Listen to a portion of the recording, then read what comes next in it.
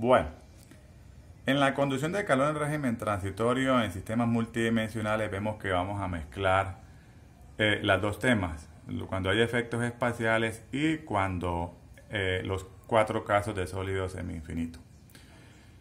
¿Por qué se mezclan? Porque en la mayoría de los casos por lo menos no voy a tener un cilindro donde yo conozca la longitud total, pero sí conozco una de sus caras. Entonces puede haber en una de sus caras y en su eje radial y en su eje axial recibiendo dos situaciones de transferencia de calor. Por lo menos un cilindro semi-infinito yo puedo analizar esta superficie bajo unas condiciones de los cuatro casos que vimos, mientras que la superficie lateral o el eje radial va a estar sometido a efectos espaciales de convección.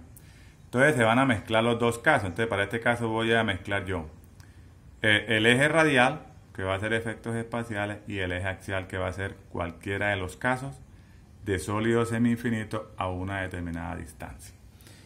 Entonces, claro, en estos casos pues se busca la forma de buscar, se busca la equivalencia entre el efecto espacial. Vemos que siempre en el efecto espacial siempre era menos T alfa sobre TI menos T alfa. Y vemos en los sólidos semi-infinitos que se invierte el asunto, es menos TI sobre T alfa menos TI. Aquí simplemente es hacer una transformación y es colocar 1 menos el teta semi-infinito para yo buscar esa equivalencia. Vemos un ejemplo tipo parcial, ¿sí? O tipo examen, donde dice que un cilindro de madera pintado de negro, ahí vemos la conductividad y el alfa, se encuentra inicialmente a 5 grados centígrados, ¿sí?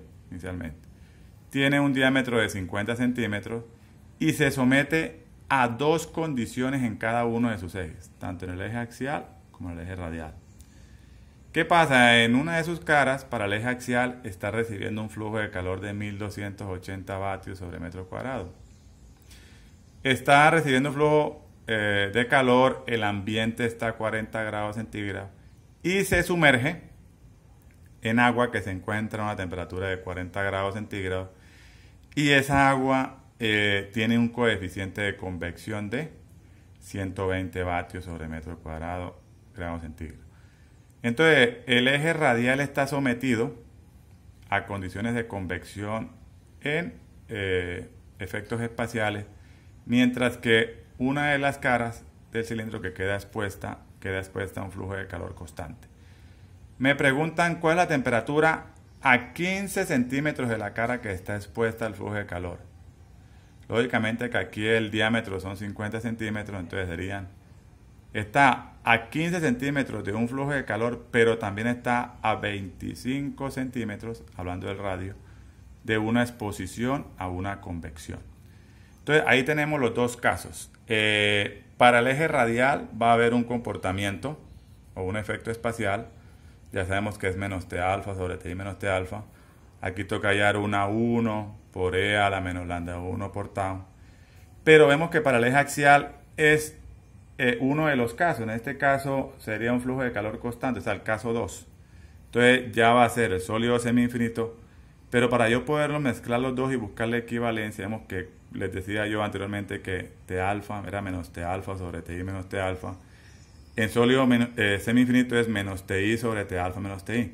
Para poderlos mezclar, pues, ¿qué hago yo? El inverso, 1 menos ese valor y ya puedo yo mezclarlo ambos para el eje axial. Entonces, claro, hacemos primero, vemos acá la situación, hacemos primero el eje radial. Entonces, como les decía, para el eje axial, sólido semi-infinito, caso 2, y para el eje radial, efecto espacial, cilindro. Para el eje radial, pues ya lo sabemos manejar. Primero, pues, que se determina el número de Fourier, ¿sí? Con la difusividad térmica, el tiempo que me dicen que son 20 minutos. Y el radio, me dicen que un diámetro de 50 centímetros, o sea que el radio son 25.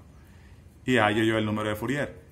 Inmediatamente hago el número de Biot, que es H por la longitud característica, en este caso es el radio, ¿sí? Sobre la conductividad. Es importante saber que los casos de sólido semi-infinito solamente se van a presentar por el eje axial, nunca por el eje radial. Determino el Biot. Teniendo ese Biot, pues me voy a la tabla 4.2 del libro de Sanger y como estoy en el eje radial, pues utilizo los valores del cilindro. Está el biot entre 20 y 30, entonces hago la respectiva interpolación y determino entonces esa primera parte del θ sub 0r, que es A1 por E a la menos lambda 1 al cuadrado por tau.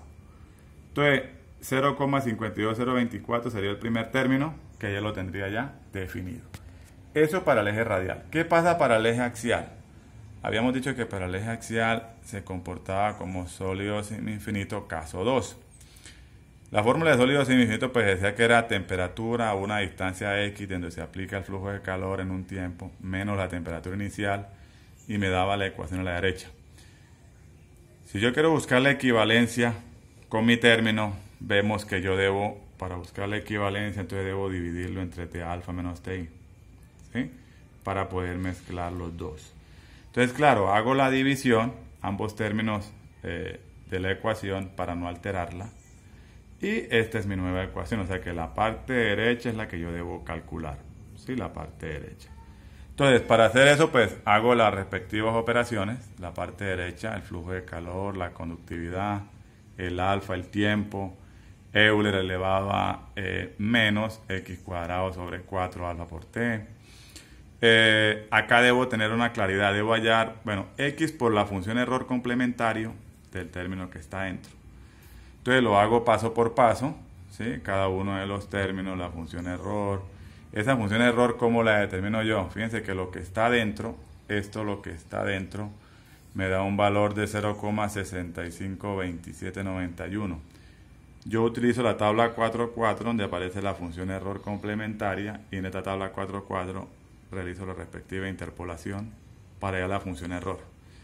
Teniendo cada uno de los términos, pues ya puedo hallar el término de la derecha, 0,131189.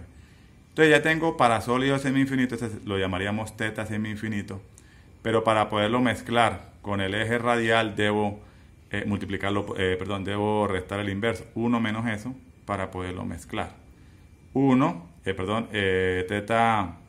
sub 0 radial, que multiplica al eje axial, que es 1 menos el θ semi-infinito.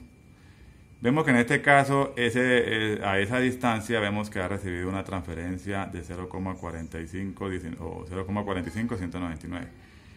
Por lo tanto, ¿qué podemos hacer? Podemos determinar o concluir que la temperatura en ese radio, que son a 25 centímetros de donde ocurre la convección, y a una distancia de 15 centímetros donde está recibiendo el flujo de calor ese bloque de madera, la temperatura en esas condiciones es de 24,18 grados centígrados.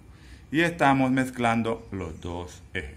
Es importante resaltar que yo puedo tener esos casos y el eje axial puede estar sometido a cualquiera de los 4 casos que tenemos de sólido semi-infinito. Este podría ser el primer caso, la temperatura superficial puede permanecer constante. Puede ser el caso 2, que es el que tenemos acá. Puede ser el caso 3. Sí, que puede ser que aquí hubiera convección con el ambiente exterior, aquí me tendrían que haber dado el H exterior, ¿sí? O puede ser un pulso de energía. Entonces es importante resaltar que el eje axial puede recibir cualquiera de los 4 casos.